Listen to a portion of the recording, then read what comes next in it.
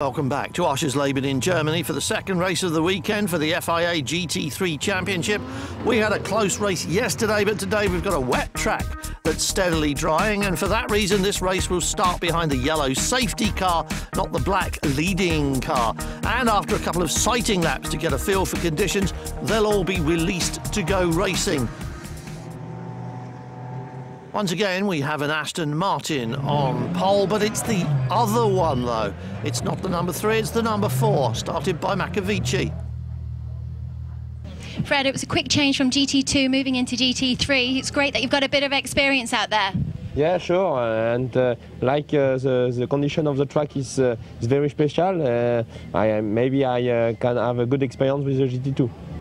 Fresh from that GT2 race, Fred knows all about the special conditions. A few others do as well. Not this man, Marc Basseng, qualified second place in the Porsche. He'll be on the other side of the front row. And we start the race behind the yellow Wiesmann GT. This is the safety car. You can see the standing water on the racetrack in places as they go through turn 1. And even at these speeds on fat tyres, these cars will move about a lot.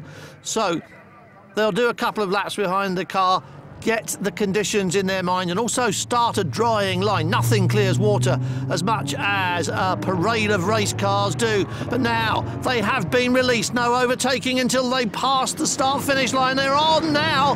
And this 6th round of the FIA GT3 Championship is go. Down the inside goes Marc Basseng. Will he get it turned? There was water under all of their wheels, spray being kicked up, but somehow or other he got that Porsche turn. Runs very wide here. And Fred Hexis, it's unusual to see him. Oh, look, you can see he's having trouble with that car. The yellow Alpina at the front of the queue there, fresh out of pit lane after electrical repairs. He's dead last. But look at the other one. Claudia Hürtgen has got past and is chasing after the leader. So we've got 2 Alpinas in the picture, but one of them is last, and this one is now first. Claudia Hürtgen just breezes past Marc Basseng. There's Klinsmann in the last one, and here is Claudia Hürtgen in the first one. Then it's Marc Basseng. Then it is the Aston Martin of Fred Hexis, who thinks it's his turn down the inside. Wheel to wheel, he goes with Marc Basseng. Look at it, it's all over the place. The track is drying, it's getting better, but he cannot get past. And he's got problems behind him as well. Look behind him, and you'll find that he's got an Audi breathing down his neck. Christopher Haas in number 26 wants to get past. That was a Morgan. Best showing we've seen for Morgan all through this weekend. That was the number 101. On board again with Hexis. Watch how he fights the wheel of this Aston Martin. It really seems to be having trouble in these conditions. Claudia Hürtgen, meanwhile, has just disappeared up the road while Marc Basseng in the Porsche does his best. But here we have, look, they're watching in the pits. They're got their little fingers crossed as well. Yes, time for a wave, but they're still as nervous as the drivers on track. Hexis doing what he can. Oh, and he goes wide. Marc Basseng gave it to him. Ran wide on the exit to the corner, on the grass, and straight through went the Aston Martin and Christopher Haas. And through goes the Morgan as well. Maxime Martin gains the place. That was a Ferrari going straight on at turn 1. Looking back now at the big Viper, making a pass on the front straight on the number 3 Aston Martin. Duncan Houseman somehow or other got that one turned into the corner, and I don't know where that came from. And I'm pretty sure Rodriguez hasn't got a clue either. Oh dear, that is Maxime Martin. That looks like the engine of that Morgan has let go. Oh, we're big time. And that's done more damage to their championship than it has to the engine, that's for sure. That's a really important and significant retirement championship-wise. That's a fairly important and significant amount of damage on that Alpina. Quite clearly, it's had some contact with somebody all down the left-hand side. Chris Diamond hoping that it burns off. Manuel Rodriguez hoping for a clean pit stop. This is the first of the early stoppers, the faster driver waiting in pit lane, so you stop early to maximise his seat time.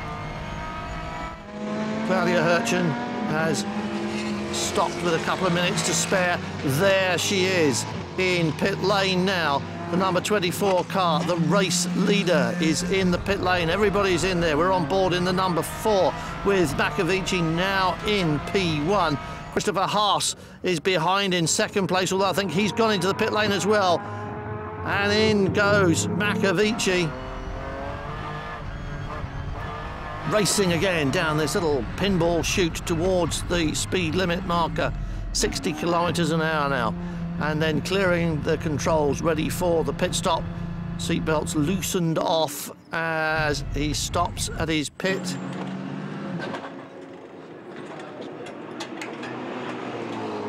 "45 seconds is roughly the allowance for a pit stop, so it's all fairly calm."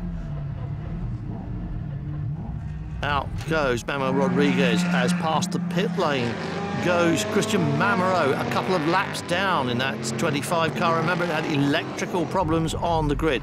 Here comes the end of the pit lane for Rodriguez on the loud pedal now. He can race it, and in the background is the Alpina he's racing against. That is Schaber Walter, the Hungarian new boy, and he is going to be second. Oh, he's going to be more than second. Outbrakes himself in the turn and gets it all together, rejoins, and he's about to be snatched up by the number 26 of Chris Mees behind him.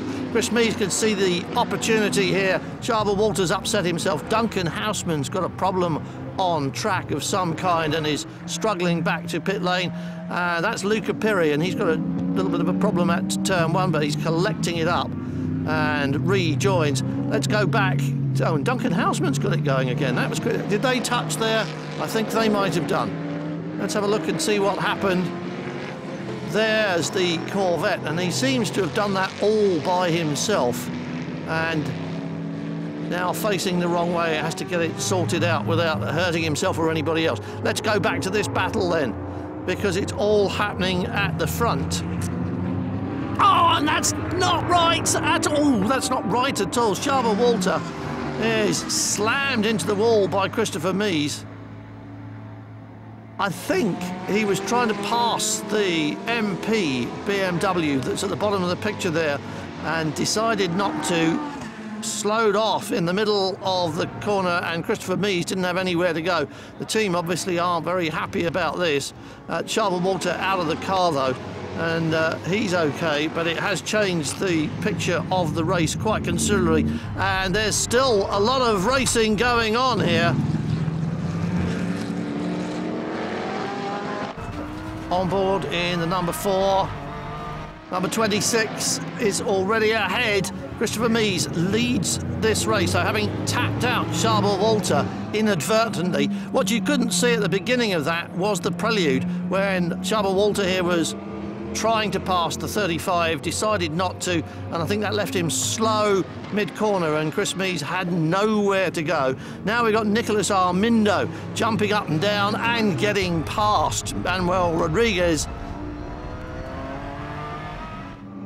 And there's a recovery vehicle on track. And obviously we're not going to have a safety car with so few minutes to go. We're just going to try and clear this car from the exit of the last corner.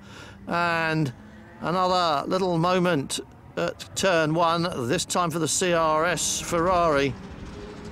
And we've got a race control message on our screen giving car 26 a drive-through penalty, obviously for hitting Schaber Walter up the boot. There probably won't be time to take it though. This is all going to change. We're all racing for position here, but if we take the 26 car out of the equation, I think we might be looking at the battle for the lead here.